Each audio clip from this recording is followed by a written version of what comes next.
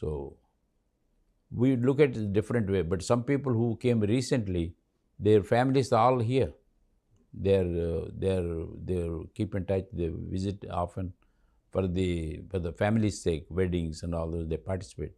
We come for a different purpose, business or other organizations.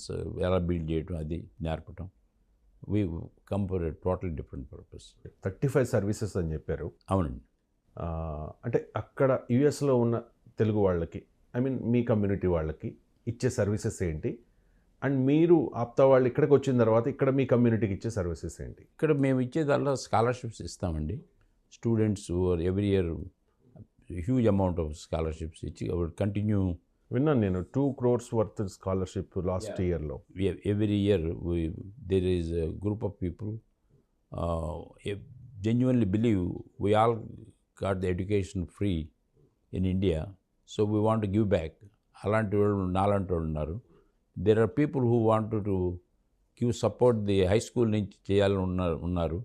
They collect the money and they do the camps in different places, and every year they give checks to them as students. అది scholarships చేస్తారు. ఏంటి criteria ఏంటి sir ఆ scholarships పొందడానికి? Merit and financial they need the money.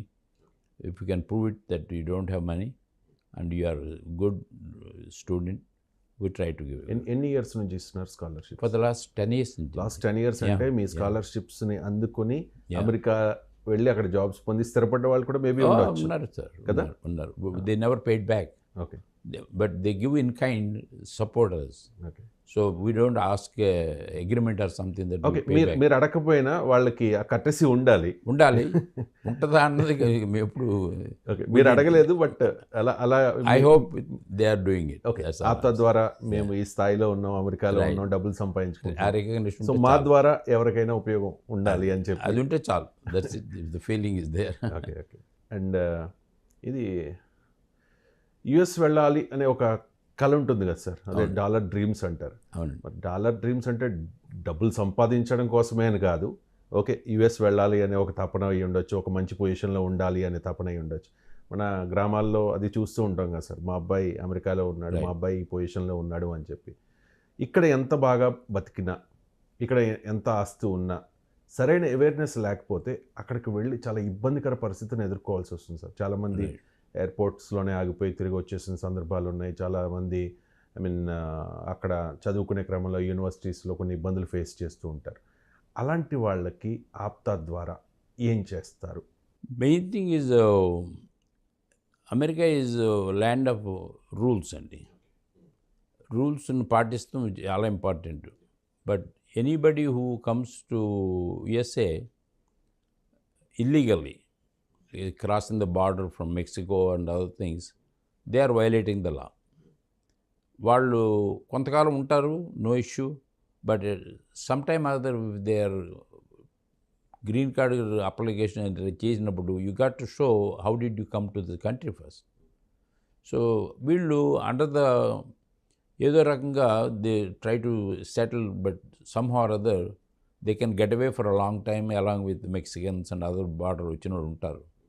But under the current conditions of the current Trump, they were they're trying to find out exactly who their illegals are and shipping them back. But as a student గా వెళ్ళాలంటే there are people I know who borrowed money and heavily and went there, and student అయిన తర్వాత job వచ్చి అక్కడ H1 వచ్చి settle అవుదాం అన్న mind సెట్తో వెళ్తారు. But not everybody's dreams comes true, then we say that why did Americans are not treating our children correct and all. But America is full of laws. You violate the thing, you pay the price. So దాంట్లో మనమే కాదు, ఏ కంట్రీకైనా they are treated them equally. I'm not justifying what the treatment they did or anything, but that's how the law works basically. ఇక్కడ ఇండియాలో అయితే freedom ఎక్కువ. అవును. అక్కడ rules follow అవ్వాల్సిందే ఎవరైనా సరే. ఓకే. అండ్ ఇక్కడ ఇండియాలో కోటీశ్వర్లు అయి ఉండొచ్చు, బట్ వాళ్ళు చదువుకోవడానికి వెళ్ళినప్పుడు ఖచ్చితంగా అక్కడ పార్ట్ టైం చేస్తారు, పెట్రోల్ బంక్స్, రెస్టారెంట్స్, సూపర్ మార్కెట్స్లో. రైట్. అలాగా సంపాదించి ఇక్కడి నుంచి తల్లిదండ్రులు పంపించింది దాంతో బ్యాలెన్స్ చేసుకుని చదువుకుని మంచి పొజిషన్స్లో ఉన్న వాళ్ళు చాలామంది ఉన్నారు. అదొక మంచి అవకాశం పార్ట్ టైం చేయడం అనేది, చేసుకునే వెసులుబాటు ఇవ్వడం అనేది. రైట్. కానీ ట్రంప్ వచ్చిన తర్వాత మీరు పార్ట్ టైం చేస్తే వీసాయే రద్దు చేస్తామంటూ ఉన్నారు. దాని ఎఫెక్ట్ Part time అంటే you enter into the country with a student visa, then the job should be on the campus only. So you'd go outside and do restaurants and all these places. You are filling somebody, they don't run the payroll, they give you cash only. So that's good for the restaurant owner and businessman. But you are violating your own status. I-20 ఇచ్చినప్పుడు you got so many hours you can work on the campus లో.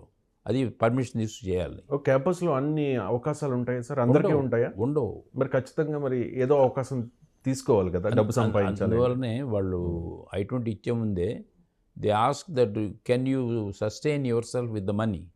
ఇక్కడి నుంచి bank నుంచి letter చూపిస్తారు, everything looks good, so you have money to survive and pay the tuition or scholarships whatever, but not to the point that you got work on. Work is something you want to do it to augment your thing, but అన్ని jobs ఉండవు. So అప్పుడు you try to violate working out side off campus. చాలామంది students అంటే Trump decision తర్వాత ఈ parents మీద pressure పెట్టడం, అంటే తప్పని పరిస్థితుల్లో డబ్బులు పంపించండి అని చెప్పేసి ఆ పరిస్థితి ఉంది సార్. అంటే నిజంగా కష్టం కదా అది, ఎందుకంటే డాలర్కి 86 రూపీస్ ప్లస్ ఉంది ఇప్పుడు, ఇంకా పడిపోతూ ఇంకా dollar getting stronger and stronger. It's not feasible to borrow money on a rupees here and sustain, support children in USA, no matter how much is the dream it is. It's the only best thing is to get the education here is as good as anybody anywhere in the world, and then get some skills training, and then come with a job interviews. There are so many jobs are moving to India. No longer we have to go and job there. అలా నేను అన్నానంటే మీరు అనుకుంటారు తను వెళ్ళి settle అయ్యి మనం రావద్దన్నారు అనుకుంటారు. That's not the intention, but the current conditions are not favourable for us to come and take chances to settle down. Basically it's getting harder and harder. At least next 4 years it gonna be like that. చాలామంది ఏం చేస్తారంటే America పౌరసత్వం కోసం, అంటే America పౌరసత్వం రావడం చాలా big task కదా సార్, చాలా కష్టం, రైట్? చాలా రూల్స్ ఉంటాయి, రైట్ సార్. చాలామంది అక్కడికి వెళ్ళి ప్రెగ్నెంట్గా ఉన్నవాళ్ళు, లేకపోతే అక్కడ ప్రెగ్నెంట్ అయ్యో వాట్ ఎవర్, అలాగా అక్కడ అబ్బాయో అమ్మాయో పుడితే వారి ద్వారా కిడ్కి అమెరికన్ సిటిజన్షిప్ వస్తుంది కదా సార్. ఆ తర్వాత వీళ్ళకి కూడా వస్తుంది. ఆ బర్త్ రైట్ సిటిజన్షిప్ దీన్ని రద్దు చేశారు ట్రంప్. అది దాని గురించి దానికి అది కాన్స్టిట్యూషన్